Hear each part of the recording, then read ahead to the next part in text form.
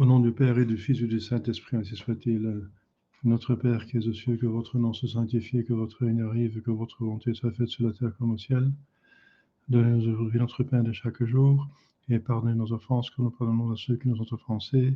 Et ne laissez pas succomber à la tentation, mais délivrez-nous du mal, ainsi soit-il. Je vous salue Marie, pleine de grâce, le Seigneur est avec vous. Vous êtes bénie entre toutes les femmes, et Jésus, le fruit de vos entrailles, est béni. Sainte Marie, Mère de Dieu, priez pour nous pauvres pécheurs, maintenant et à l'heure de notre mort, ainsi soit-il. Saint Joseph, priez pour nous. Nos saints Georges Gardien, veillez sur nous. Nos saints patrons, priez pour nous. Tous les saints, les anges de Dieu, priez pour nous. Au nom du Père et du Fils et du Saint-Esprit, ainsi soit-il. Chers fidèles, on continue avec le catéchisme sur le Saint-Esprit, qui nous donne la grâce actuelle et la grâce sanctifiante, qui est le plus important de tout. C'est l'amour de Dieu, c'est ce qui nous mérite le ciel. C'est donc la chose la plus importante, plus que notre existence. Parce qu'à quoi ça sert d'exister si nous n'en avons plus la grâce sanctifiante et allons en enfer. Alors, il vaut mieux pas d'exister. Donc, plus important même que notre existence est le but de notre existence. C'est toujours comme ça que le but est le plus important des 4 causes, comme on dit, n'est-ce pas? Toutes les choses ont 4 causes, si elles sont aussi sensibles, et si les choses ne sont pas sensibles, elles ont 3 causes. Le but, la chose elle-même, ce que c'est, et comment elle a été produite, est entrée dans l'existence. Donc la cause formelle, la cause efficiente, la cause finale. De ces 3 causes, ou 4 causes, parce que pour les choses sensibles, il y a encore la cause matérielle, il y a la cause finale qui est la plus importante. C'est la raison d'être. Si la raison d'être n'est pas là, il n'y a pas de raison d'être. Alors voilà, justement, il n'y a pas de raison d'être, d'exister, pas de raison d'exister.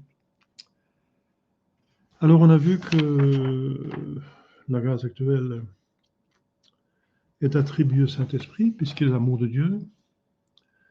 Et cette grâce nous est donnée au baptême, ou bien à la pénitence, ou bien à l'acte de charité, avant la pénitence ou avant le baptême. Avant le baptême, cet acte de charité s'appelle baptême de désir. Hein. Donc, c'est le baptême de désir. Après le baptême, donc sacramental alors, ça peut tout simplement l'acte parfait de contrition ou de l'acte d'amour qui remet les péchés mortels en attendant la pénitence, le sacrement. Alors, il communique la vie véritable. Ça ne veut pas dire que notre vie naturelle n'est pas vraie. Elle est vraie puisque ce n'est pas une illusion, c'est la réalité. Mais dans ce sens que ce n'est pas pourquoi nous existons, cette vie naturelle. Ça ne suffit pas au bon Dieu. L'épanouissement de notre vie naturelle, c'était le paradis terrestre.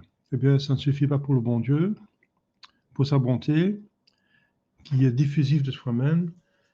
Donc la vie véritable, pourquoi nous avons été créés véritablement, c'est la vie surnaturelle. Dans ce sens, c'est la vie véritable.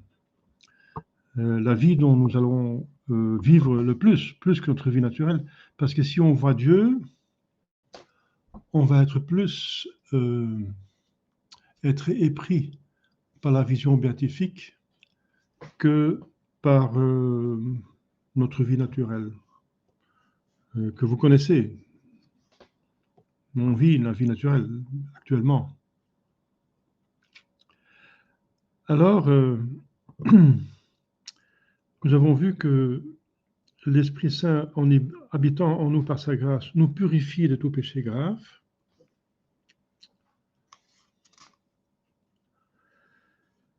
Parce que la rémission des péchés, c'est déjà une miséricorde de Dieu. purifier tous les péchés graves. Et une fois que nous avons recouvert la grâce sanctifiante, le baptême, il enlève tous les péchés, et si c'est le baptême, c'est la pénitence, eh bien, l'Esprit Saint nous pousse à nous débarrasser aussi des péchés dans le passé, ça veut dire ce qui reste des péchés, la peine extirper la peine, de subir la peine ici sur terre, autant que possible, au lieu de dans le purgatoire,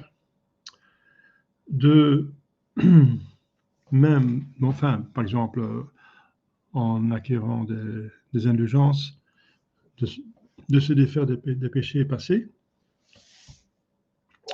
Aussi extirper les vices. Donc, c'est se débarrasser des péchés, c'est se débarrasser des vices, des racines des péchés du passé.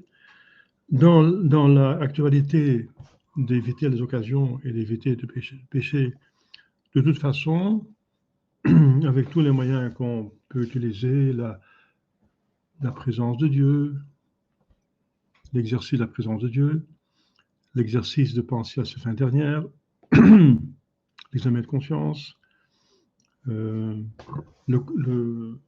l'acharnement contre le péché véniel. Si on s'acharne contre le péché véniel, on est incapable de faire un péché mortel. Donc c'est une méthode très intéressante. Donc il y a plusieurs méthodes pour éviter de pécher actuellement.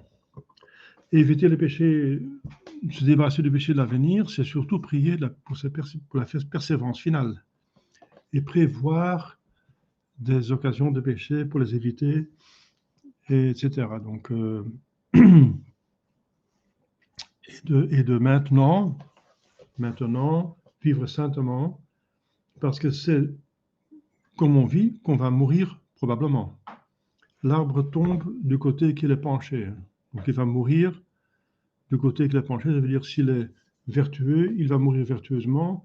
S'il est vicié, il va mourir dans le vice. Donc l'arbre tombe du côté qu'il est penché. Donc il faut faire en sorte pour pencher du bon côté. Ça veut dire être toujours prêt pour mourir. Donc c'est se débarrasser du péché dans l'avenir. Ça veut dire au dernier moment. Parce qu'après on ne peut plus pécher.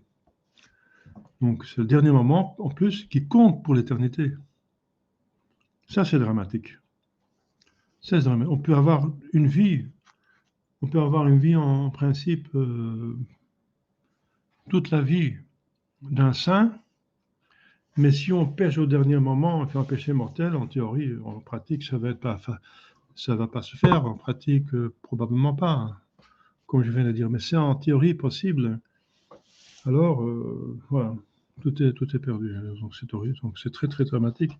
Donc se débarrasser du péché, ça veut dire éviter les péchés, prendre des mesures pour qu'on, le plus possible, eh bien, c'est maintenant, vivre saintement maintenant, et prier pour la persévérance finale, et éviter toutes les occasions, comme je viens de dire, etc., prendre des moyens, se vouer comme esclave à la Sainte Vierge Marie, parce qu'un enfant de Marie ne périt pas, s'appliquer à l'humilité, parce que l'humble échappe aux ruses des démons, dit Saint Benoît. Et voilà, et utiliser tous les moyens possibles qui nous donnent une certitude morale, pas scientifique, pas absolument certaine, parce qu'on reste libre. L'Écriture sainte indique que Dieu se méfie des saints jusqu'à leur mort. Oui, parce qu'ils ont une libre volonté et peuvent toujours pécher.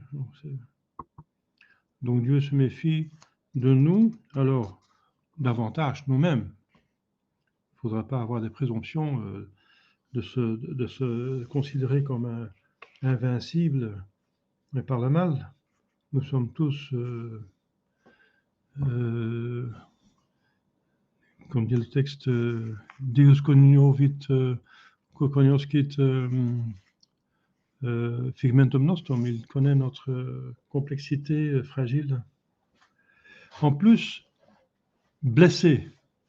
Si même la constitution en ordre d'Adam et Ève a péché, d'autant plus nous qui avons une tendance vers le péché. Nous sommes dans une situation beaucoup plus dangereuse qu'Adam et Ève.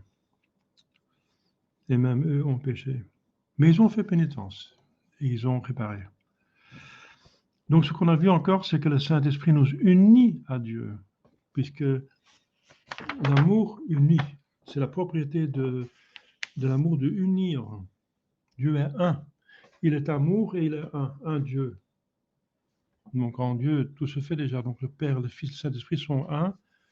Et c'est l'unité d'être, mais aussi l'unité d'amour en même temps. Parce que Dieu est tout en même temps, n'est-ce pas? Et fait de nous des temples de Dieu. Des temples, oui, on dit temple, ça veut dire comme une demeure d'une divinité. Maintenant, on parle d'église dans le Nouveau Testament. Et si on parle de temple, c'est pour les païens. On parle de temple bouddhiste, on dit l'église pour les catholiques. Mais quand même, le temple, le terme temple, existe toujours comme, en général, la demeure de Dieu parmi ses créatures. Et on ne parle pas d'église, que notre corps n'est pas l'église de Dieu, parce que si on pense à une église, on pense à des pierres matérielles. Donc ce terme est resté, et notre Seigneur Jésus-Christ l'a utilisé lui-même. Il a dit vous êtes templum Dei. Il n'a dit pas ecclesia Dei. Vous êtes templum Dei. Donc le temple des demeures de Dieu, littéralement, et même par excellence. Parce que Dieu préfère d'habiter dans une âme que d'habiter entre quatre murs, n'est-ce pas? Surtout maintenant où il n'y a plus personne qui y va, et ceux qui vont sont les modernistes.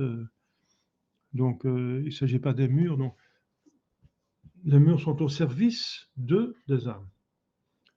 Les églises matérielles qu'on a construites pendant 2000 ans, n'est-ce pas? Et même ceux qui existaient avant, c'est le temple de Jérusalem et le tabernacle que les Israélites ont porté avec eux dans le désert, où habitait Dieu. C'est pour que Dieu habite parmi nous, pour justement, le but c'est toujours de s'unir à nous dans l'âme, par l'union de l'intelligence et la volonté, croire ce que Dieu révèle et garder le commandement qu'il nous demande. Unir intelligence et volonté à Dieu, comme un esprit à un esprit, l'âme à Dieu, et cet amour uni et fait que Dieu veut bien s'unir à nous, descendre en nous, en attendant que nous serons élevés à lui. C'est après la mort. Donc Jésus-Christ est comme un ascenseur, dit Sainte Thérèse de Lisieux. Il entre en nous ici et puis il va nous amener en haut, donc, par bonté. Et cet amour est très intime, on l'a vu cette dernière fois. Alors, autre point, c'est que le Saint-Esprit anoblit les facultés de notre âme, donc les facultés naturelles de notre âme. Il nous en confère de nouvelles par les vertus théologales et morales, et aussi par les dons du Saint-Esprit. Alors, je vous ai fait ce schéma déjà plusieurs fois, mais je vais le répéter. Les facultés de notre âme sont, pour commencer, intelligence, mémoire, volonté. Et dans ces trois facultés de l'âme vont être infuses, versées,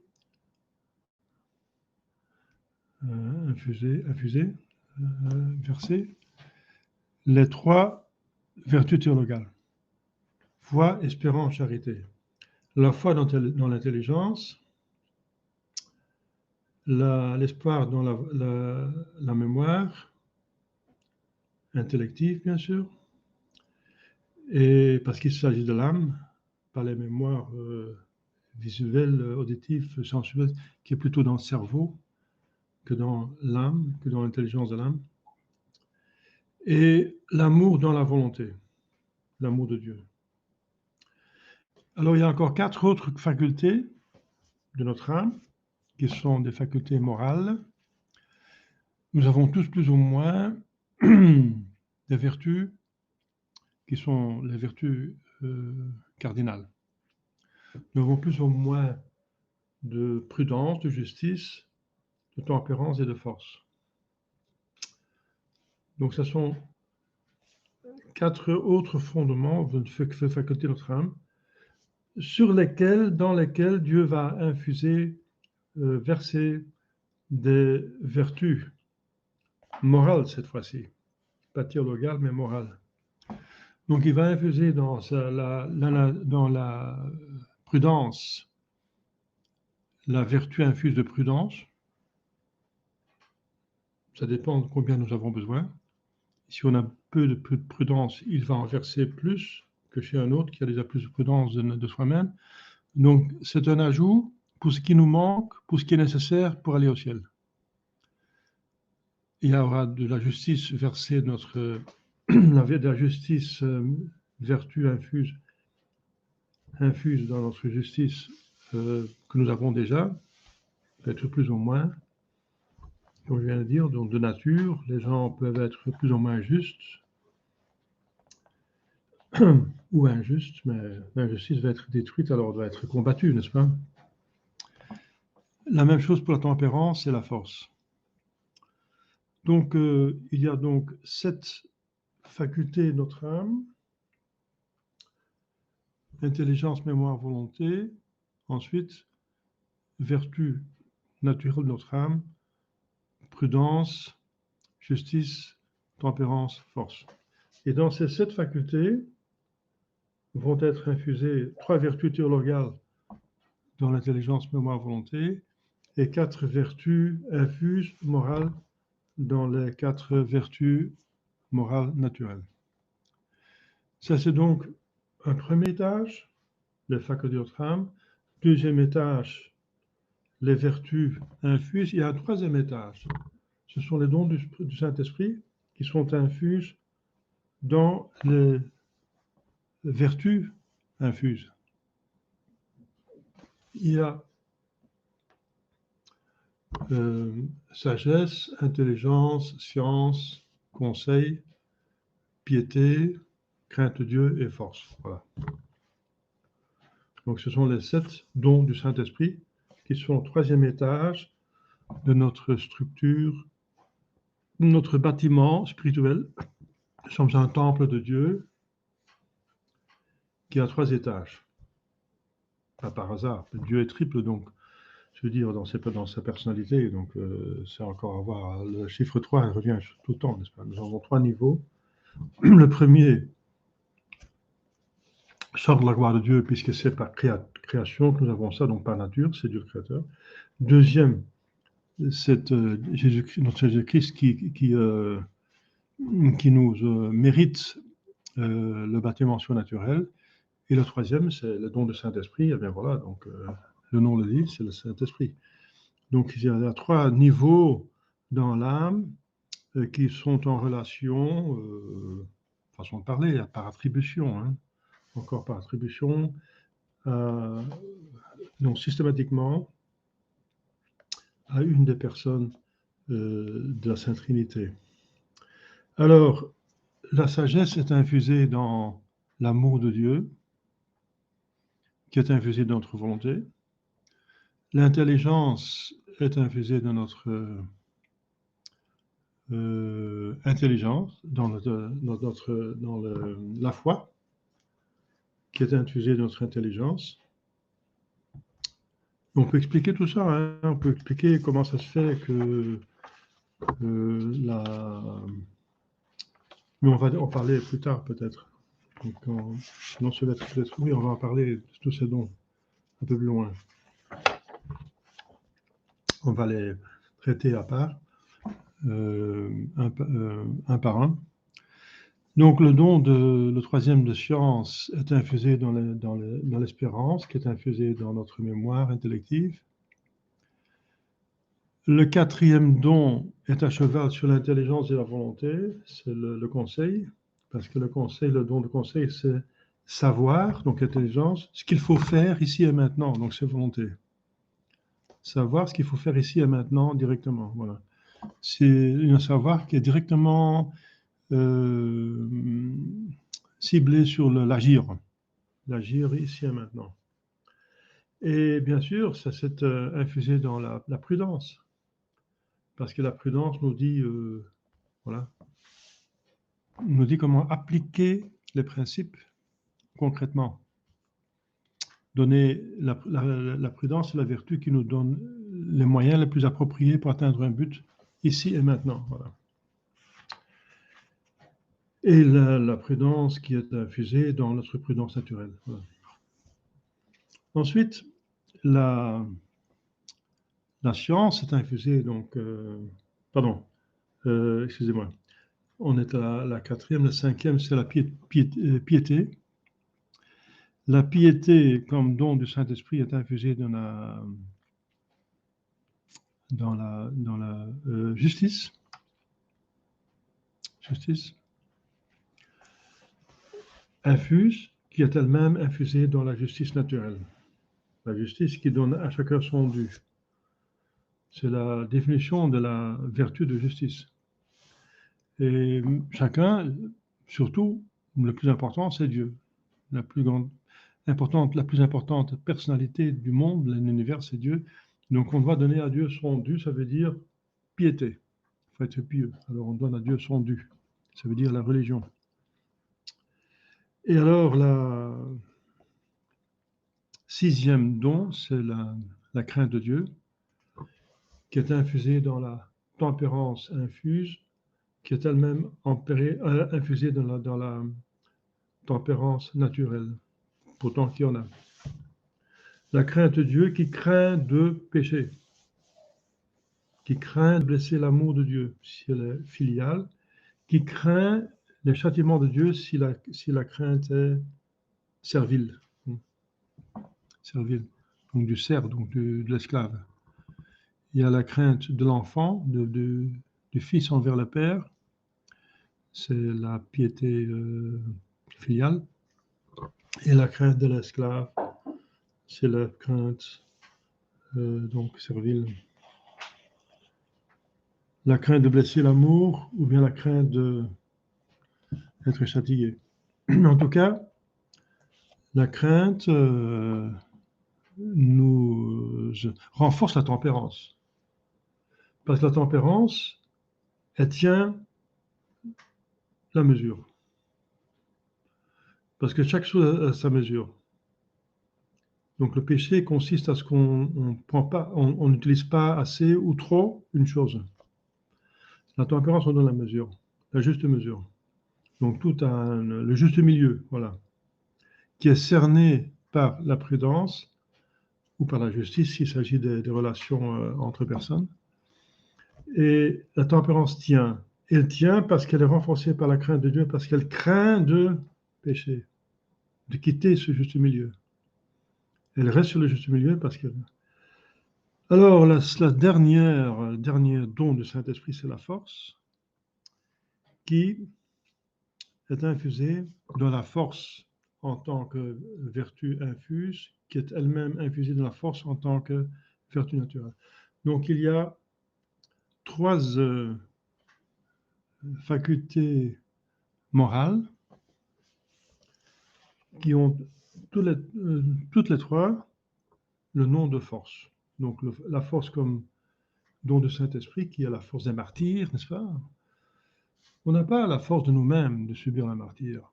Donc, c'est une grâce spéciale. Eh bien, cette grâce spéciale pour subir la martyre, c'est la force comme vertu, comme don du Saint-Esprit, dans la vertu de force infusée.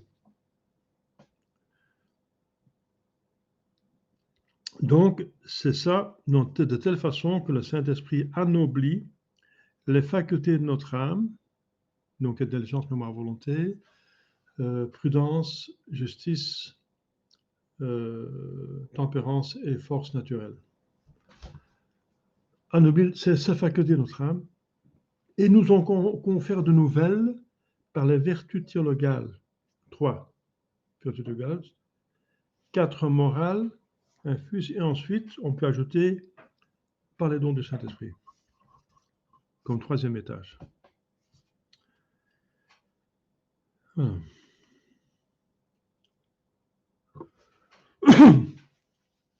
Il parle dans le petit texte de ces dons du Saint-Esprit.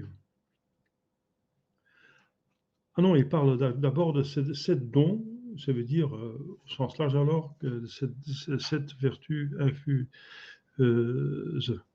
Et ensuite, il y a les dons au sens strict au-dessus. Voilà.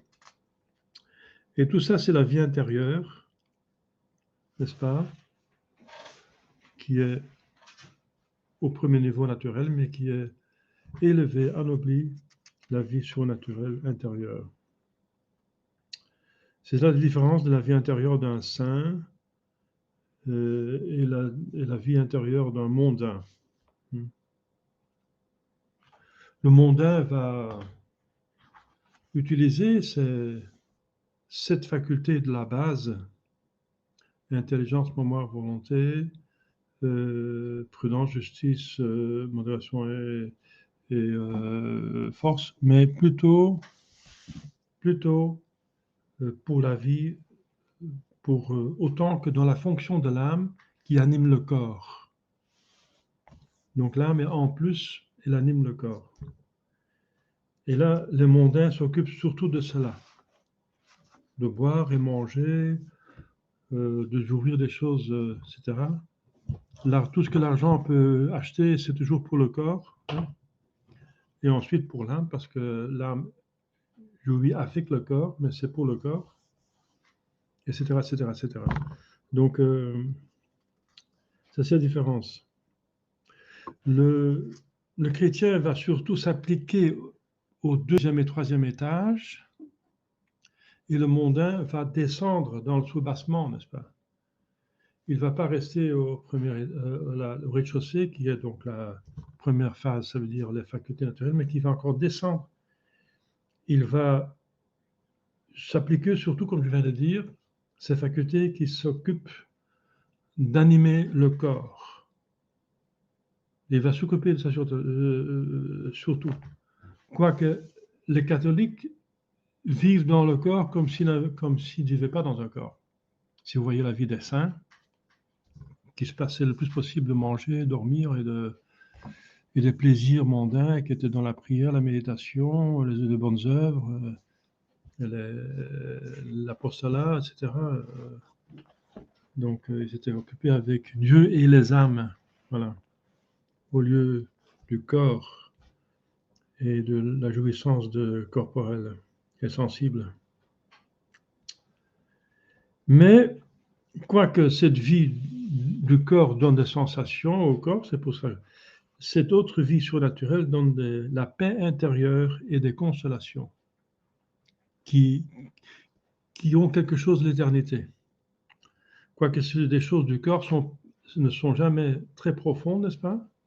Plutôt à la marge, parce qu'à l'extérieur, parce que le plus profond de l'homme, c'est son âme. Et donc le corps, c'est moins profond que l'âme. Parce que le corps, on peut l'abandonner, mais l'âme, on ne peut jamais l'abandonner. C'est la mort montre que l'âme est plus profondément moi-même que mon corps, parce que mon moi va rester dans mon âme et quitter le corps. Donc, il se trompe, le mondain qui s'applique aux jouissances du corps, est sensible, parce que c'est passager et plutôt superficiel. Et en plus, ça mérite un châtiment, parce que facilement, presque automatiquement, ils vont tomber dans cet excès, donc dans le péché, même mortel. Le Saint-Esprit nous donne le contentement véritable. Parce qu'effectivement, comme je viens de dire, les plaisirs corporels peuvent donner un contentement, mais c'est superficiel et passager et coupable souvent. Et le contentement des bonnes œuvres qu'on a fait avec la grâce donne un contentement au plus profond de l'âme, avec l'espérance de pouvoir en jouir de cette récompense de toute éternité dans le ciel. Donc, dans ce sens-là, ça dépasse tout entendement. Ce qui veut dire, si on parle de contentement, que cela donne pour l'éternité dans le ciel. Et Philippiens 4. Une paix qui dépasse tout entendement, dit saint Paul. Voilà. Donc,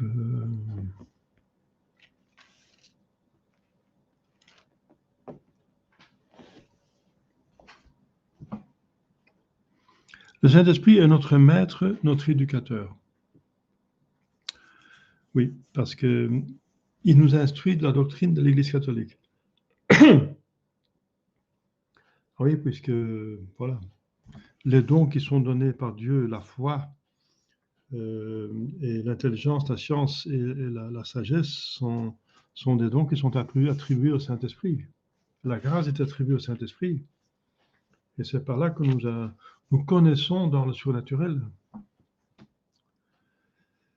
Parce qu'il faut agir dans le surnaturel. Et pour agir dans le surnaturel, il faut savoir comment agir. Alors, on a l'Église pour cela, parce que l'Église est animée par le Esprit Saint, parce qu'on n'est jamais sûr. Ce que le Saint-Esprit nous dit est infaillible, mais nous ne sommes jamais sûrs que le Saint-Esprit nous a parlé. C'est pour ça qu'il y a l'enseignement de l'Église catholique, qui, quand on fait la distinction entre les choses, on trouve l'enseignement infaillible. Il faut trancher, il faut encore voir la différence. Il y a dans l'Église catholique un enseignement infaillible, du magistère infaillible extraordinaire et ordinaire, actif et passif. Alors, et ça, c'est infaillible. Comme les catéchismes qui sont acceptés par les papes, ils sont infaillibles parce les catéchismes donnent la doctrine de toujours. Donc on peut s'appuyer dessus. Ça, c'est l'infaillibilité du magistère ordinaire, le catéchisme. L'Esprit Saint est aussi notre éducateur parce qu'il va guider chacun individuellement. Comme je viens de dire, nous avons tous la même foi, nous avons tous une voix différente. La voie de nos talents qu'il faut suivre, mais dans la juste mesure, et la voie des vices qu'il faut rectifier. Donc il faut s'occuper des talents parce qu'il faut déployer ses talents. Jésus dit qu'on ne peut pas enterrer ses talents, mais aussi, il faut s'occuper aussi de ses vices pour les rectifier. Et tout le monde a des talents différents et des vices différents. C'est pour ça que chacun a une voie différente, tout ayant la foi unique, donc la même. Donc l'Esprit Saint, c'est un éducateur. Il nous dirige comme un père conduit son enfant. Donc chaque enfant mérite, a besoin de notre traitement par les parents. C'est la même chose, parce qu'aucun enfant est égal à l'autre. Il nous dirige comme un père conduit un enfant par la main dans les chemins mauvais.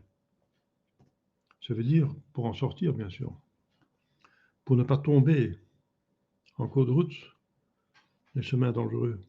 Ceux qui sont en état de grâce sont conduits par Dieu d'une façon toute spéciale.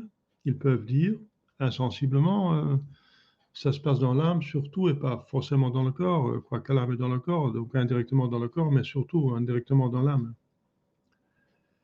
Ils peuvent dire, ce n'est pas moi qui me gouverne, c'est Dieu qui règne en moi. Oui. Parce que les commandements, nous n'avons pas inventé les commandements, ils viennent de Dieu. Même si nous les avons dans la conscience vient encore de Dieu. Donc c'est Dieu qui règne en moi, et par la conscience et par l'enseignement de l'Église, qui est le règne de Dieu sur terre, l'Église. Les justes ont réellement le royaume de Dieu en eux. Voilà. C'est quoi le royaume? C'est là le lieu où Dieu est roi. eh bien, en nous, il doit être roi, sinon nous ne sommes pas des bons catholiques. Le royaume de Dieu est en vous, dit notre Jésus-Christ, Saint Luc 17. Le Saint-Esprit nous excite aux bonnes œuvres et les rend méritoires pour le ciel. Ah oui. Parce que l'arbre qui reste sans les fruits va être coupé et jeté dans le feu. Donc il faut faire des bonnes œuvres. Eh bien, c'est tout à fait l'application des dons que nous avons reçus. Des 7 fois dons que nous avons reçus. 7 dons naturels, 7 dons de vertu et 7 dons donc au sens strict, les dons du Saint-Esprit. Donc c'est 3 fois 7. Et c'est en utilisant ces dons de Dieu, du Saint-Esprit, ces facultés naturelles et surnaturelles, que nous allons faire des bonnes œuvres. La justice va, par exemple, donner une bonne éducation à ses enfants. La piété va nous faire vivre la religion comme il faut, c'est le premier commandement, etc. La justice, pour le reste, elle va régler les relations avec les autres personnes, ne pas voler, ne pas mentir, etc. Et faire du bien aux autres. Faites aux autres ce que vous voulez qu'on fasse à vous. Si vous étiez dans la même situation, c'est l'amour de Dieu et du prochain. Donc, appliquez. Surtout l'amour, parce que l'amour, c'est le don, c'est la reine. De tous ces dons que nous venons de voir, Saint Paul le dit dans 1 Corinthiens 13, la vertu théologale, l'amour, c'est le plus important, c'est la reine. Et toutes les autres vertus théologales, morales, les dons du Saint-Esprit, et facultés naturelles, sont au service de l'amour de Dieu, qui va décider de notre éternité.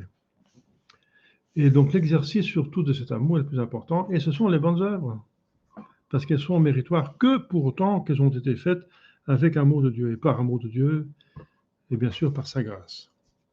Si je donne mon corps pour être brûlé et je n'ai pas l'amour, ça ne me sert à rien. Voilà. 1 Corinthiens 13. Donc c'est l'Esprit Saint, l'amour de Dieu, nous excite aux bonnes œuvres, parce qu'on ne peut pas rester sans bonnes œuvres, parce que l'amour doit être prouvé, et c'est la preuve que nous aimons. C'est que nous fassions de bonnes œuvres, autant que nous pouvons, avec les dons que Dieu nous a donnés,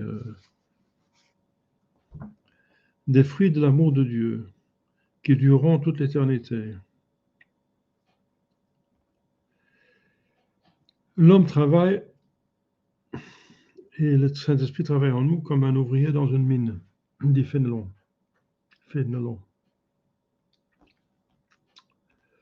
Donc, il faut faire des œuvres, des bonnes œuvres. Ça veut dire, la grâce du Saint-Esprit rend nos œuvres méritoires. On mérite. On mérite une récompense, on mérite la rémission de nos péchés. Et on peut aussi mériter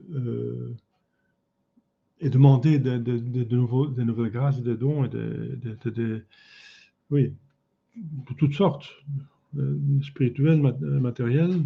On peut demander telle vertu, ou bien demander un travail, une maison, quelque chose dont nous avons besoin. Donc c'est le mérite impétratoire. Donc les bonnes œuvres ont des mérites d'expier les péchés, de mériter une récompense, et aussi de mériter déjà ici une aide de Dieu, une grâce. L'âme rend raisonnable les actes animaux de l'homme. Par exemple, se déplacer, c'est un acte animal, mais l'âme rend raisonnable. On se déplace quand on va faire quelque chose qui vaut la peine de se déplacer. Voilà. Et par excellence, une bonne œuvre qu'on va faire, ou bien au moins son devoir d'État. Alors, ce sont des actes raisonnables. Et l'Esprit Saint fait de nos actions humaines donc raisonnables, des actions saintes et pour ainsi dire divines. Voilà. Parce qu'on le fait, on va par exemple, on va travailler, on fait son devoir d'État, mais on le fait parce que Dieu l'a demandé et avec la grâce de Dieu pour le bien faire. Alors à ce moment-là, il reçoit un éclat divin. Ça mérite quelque chose pour le ciel, parce qu'on l'a fait pour Jésus-Christ, avec Jésus-Christ, en Jésus-Christ. Sans le soleil, la lune n'a pas d'éclat. Un exemple. Sans la grâce sanctifiante, nos œuvres sont sans mérite pour le ciel. Le Saint-Esprit agit comme un jardinier qui greffe une branche sur un sauvageon et lui fait produire non plus de fruits sauvages, mais des fruits cultivés. Notre Seigneur Jésus-Christ lui-même, il fait la comparaison avec la vigne. Ensuite, l'Esprit Saint fait de nous des enfants de Dieu et des héritiers du ciel. Donc, donc l'Esprit Saint, ça veut dire la grâce sanctifiante qui est attribuée au Saint-Esprit. Enfant de Dieu, ça veut dire on partage la même nature que le Père, mais pas 100%, pas comme Dieu le Fils, mais d'une manière partagée. Pourtant qu'une créature, une humble pauvre créature qui est matière et esprit créé, puisse participer à cette vie divine, autant que Dieu nous le donne. Et dans ce sens-là, nous sommes enfants de Dieu et nous disons que nous sommes enfants adoptifs de Dieu. Tandis que le Christ, le Fils unique, c'est le Fils unique, notre Seigneur Jésus-Christ, le Fils unique naturel de Dieu qui a toute la nature divine avec le Père et le Saint-Esprit.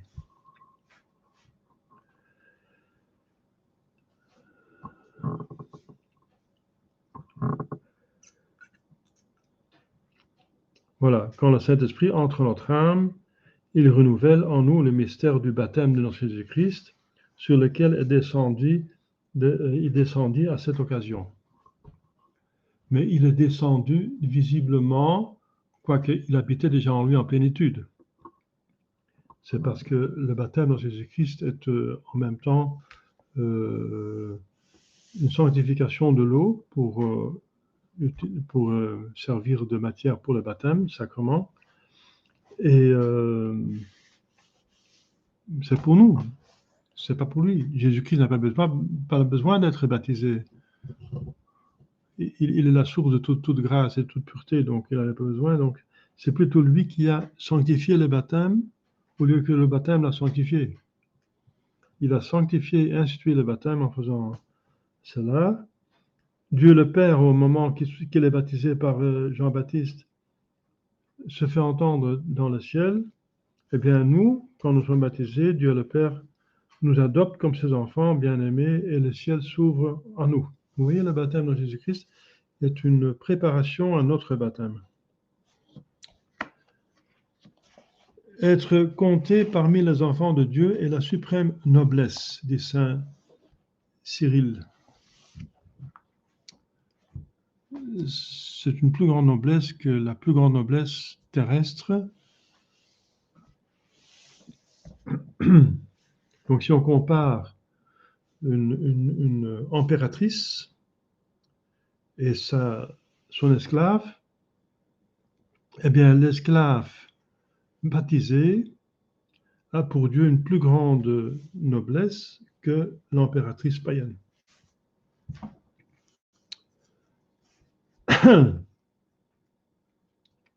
Mais si nous sommes enfants, nous sommes aussi héritiers. Héritiers de Dieu et co-héritiers de Jésus-Christ. Ça veut dire on va hériter du ciel. C'est habiter là où Dieu habite. Participer à sa vie et ses possessions, sa vie de famille. Il y a trois personnes de la famille divine. et nous allons hériter de ces biens divins. En effet, les enfants ont toujours un titre à la fortune, à l'héritage, à la fortune du Père. Nous savons que si cette maison de terre où nous habitons vient à se dissoudre, Dieu nous donnera dans le ciel une autre maison, une maison qui ne sera pas faite de main d'homme, qui durera éternellement. 2 Corinthiens 5. L'Esprit Saint restera éternellement en nous. Saint Jean 14. Quelle splendeur que celle de l'homme en état de grâce. Voilà. Alors, la grâce sanctifiante est conservée et augmentée par la pratique des bonnes œuvres et l'usage des moyens de sanctification déposés par l'Église. Elle se perd par l'unique péché mortel. Très important cette phrase. Important, c'est une question de vie ou de mort, de vie éternelle ou de l'enfer. Donc, comment conserver cette grâce sanctifiante qui est le ticket d'entrée du ciel? C'est par la grâce sanctifiante que j'entre dans le ciel et pas par autre chose. C'est la robe nuptiale dans la parabole de notre Jésus-Christ quand il parlait des noces qui étaient figure du ciel. Donc la grâce sanctifiante est conservée et augmentée par la pratique des bonnes œuvres. Donc, comme je viens de dire, là tantôt, j'en viens d'en parler, qu'il faut bien faire des bonnes œuvres, utiliser tous les dons, faire la volonté de notre Jésus-Christ, ce qui méritera le ciel, et éviter de pécher. En utilisant les moyens de sanctification de l'Église. Les sacrements, qui sont les moyens les plus forts, le communier le plus fréquent possible, la communion humble, n'est-ce pas, et convenable est le moyen le plus fort pour obtenir des grâces, parce que Jésus-Christ vient en nous totalement, n'est-ce pas, avec les mérites de sa croix qu'il a fait descendre au moment de la consécration, et la communion, c'est notre union, n'est-ce pas, avec cette consécration. On rend en union avec connecté au calvaire par la communion, n'est-ce pas, toutes les grâces qu'il a obtenues. Donc, les moyens de sanctification, les sacrements qu'on peut réitérer, la communion, mais aussi la confession, très importante. Il suffit d'avoir péché véniellement pour pouvoir confesser et recevoir une grâce sacramentelle. Et les sacramentaux qui peuvent être très forts, n'est-ce pas? Parce qu'il y a des sacramentaux qui ont fait des miracles. Les reliques, etc., les saints, les prédications, les retraites sont des sacramentaux. Il y a des sacramentaux. Je viens de lire dans l'histoire de l'Église, c'était en France au IXe siècle, qu'un saint, j'ai oublié son nom, il y a un nom assez compliqué, mais c'est un évêque, et il y a un aveugle qui lui demande la vue. Il dit oui, mais moi je peux vous donner des choses surnaturelles, mais la vue, ça se donne pas comme ça ici, n'est-ce pas? Mais il insiste, alors il demande à ses prêtres de célébrer une messe directement. Alors l'eau qui reste après la messe dans le lavabo, il le récupère, il le met dans un récipient et il demande aux aveugles de laver ses yeux. Et voilà, et il est guéri par cela. Voilà. Donc c'est l'eau du lavabo des messes qui ont été célébrées pour lui donner la vue, bien sûr. Eh bien, donc c'est pour montrer que les sacramentaux, qui participent aussi des sacrements, n'est-ce pas, qui sont la continuation de encore une distribution des mérites qui sont obtenus par la croix, et donc par la messe aussi, c'est la même chose. La messe, c'est comme le soleil autour duquel tournent les autres sacrements, comme dit saint Thomas d'Aquin.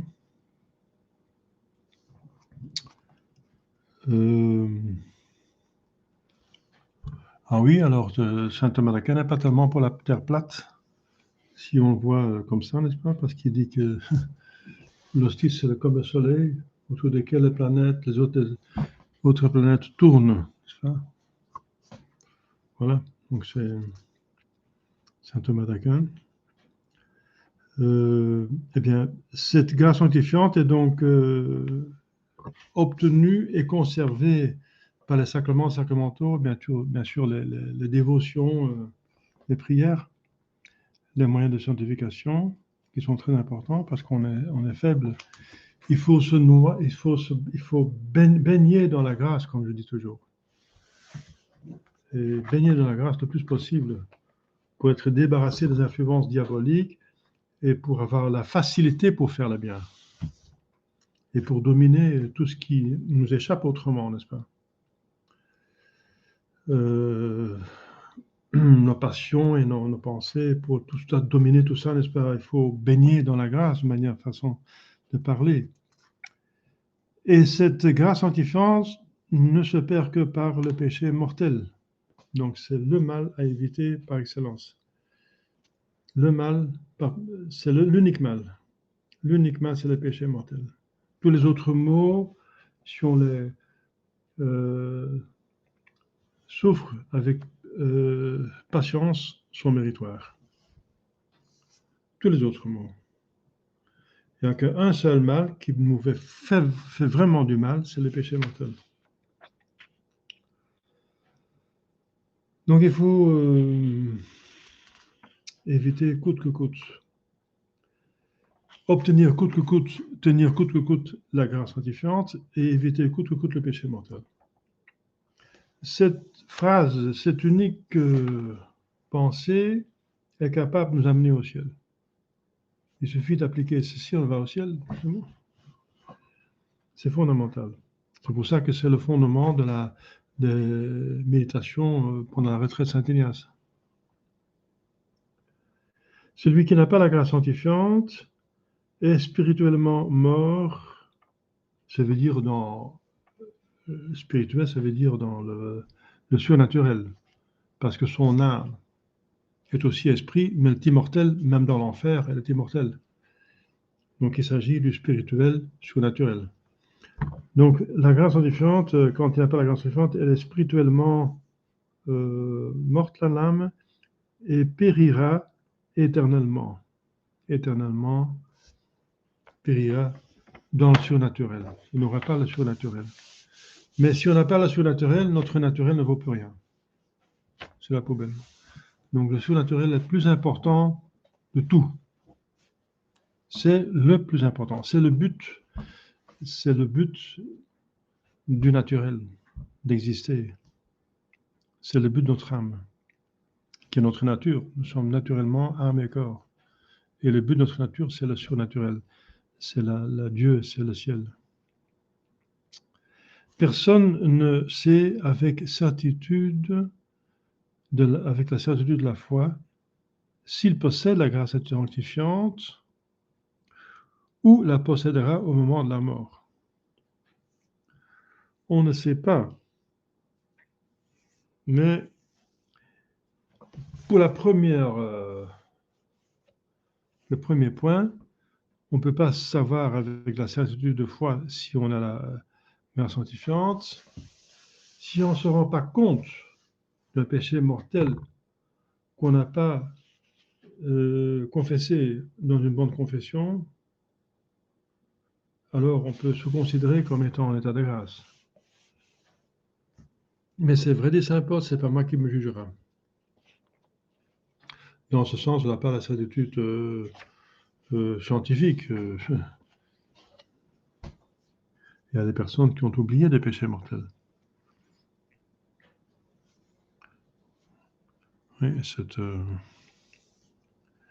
et surtout, actuellement, dans le chaos actuel, c'est très dangereux, n'est-ce pas? Nous sommes dans une situation très dangereuse. Je viens de découvrir ce que j'ai entendu dire de Monseigneur Stover. Monseigneur Stover a dit à une de mes fidèles, oui, c'est ce qu'on nous enseigne dans le séminaire, que les confessions de la foi de Saint-Pédis sont invalides par le schisme. Eh bien, moi, j'ai dû l'apprendre en réfléchissant et priant, n'est-ce pas? Je suis venu à la conclusion, n'est-ce pas? Mais personne ne m'a dit ça, jamais de ma vie. Et alors, il y a des gens qui ont entendu ça, qui sont allés se confesser à Monseigneur parce que c'était leur confesseur. Il a dit oui, c'est vrai, on apprend ça au séminaire.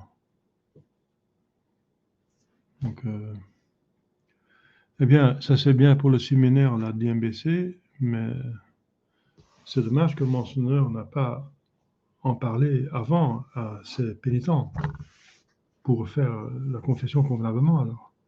Pourquoi il attend que l'abbé Jacquemin les informe pour que... etc., etc. C'est un petit exemple de ce qui s'est passé récemment. Mais ici, on touche quand même, c'est Dieu qui décide bien sûr, mais on touche quand même l'état de grâce et l'état de péché mortel. S'il s'agit de péché mortel et de la confession des péchés mortels valides, on touche cette matière-là. Et c'est très important, n'est-ce pas? C'est le plus important qui existe dans le monde. Donc, voilà. Donc, il faut... Oui. Et encore, le deuxième point, une personne sait si on la possédera au moment de la mort. Non, on ne connaît pas l'avenir. Et on peut toujours pécher. Alors, la solution pour ceci, c'est de vivre, tendre à la sainteté, éviter tout coûte le péché mortel et même le péché véniel, et faire en sorte qu'à tout instant, on est prêt pour rencontrer le juge, n'est-ce pas? Être prêt. Comme Dominique Savio, qui est en train de jouer, et Don Bosco demandait, qu'est-ce que tu feras quand tu sauras que tu vas mourir dans une demi-heure? Il dit, continue de jouer. Continuer à jouer, ça veut dire qu'il était totalement prêt, 100%, il était prêt. Même le jeu, c'était faire la volonté de Dieu.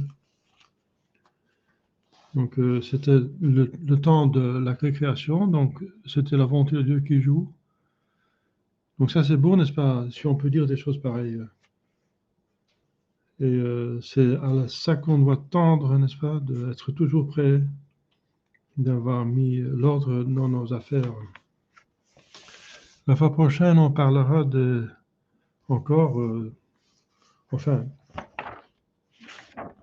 le texte ici propose les dons du Saint-Esprit, mais on les a déjà vus là tantôt, mais on va encore voir ce que Spirago en dit, parce qu'il y a encore d'autres aspects à nous montrer concernant les dons du Saint-Esprit.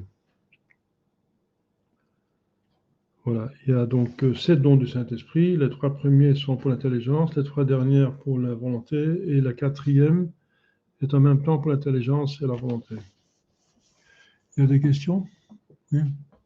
Vous avez parlé de retraite de Saint-Ignace, ce sont des sacramentaux. Oui. Est-ce que Je veux dire la prédication, c'est sacramental. Hein? Oui. Ah oui, le catéchisme donc aussi. Ah oui. Hein? Ah oui, c'est ça. Donc la retraite, c'est-à-dire c'est sacramental, ça veut dire en tant que la prédication, c'est un sacramental. Bien sûr, pendant la retraite, on organise aussi les sacrements. On organise une confession, même une confession générale. Après la confession générale, on invite à la communion, etc. Donc, enfin, on ne va pas confier les autres sacrements parce que ça prend du temps. On fait ça après avoir la retraite le baptême, la confirmation, le mariage, etc., conférer les ordres.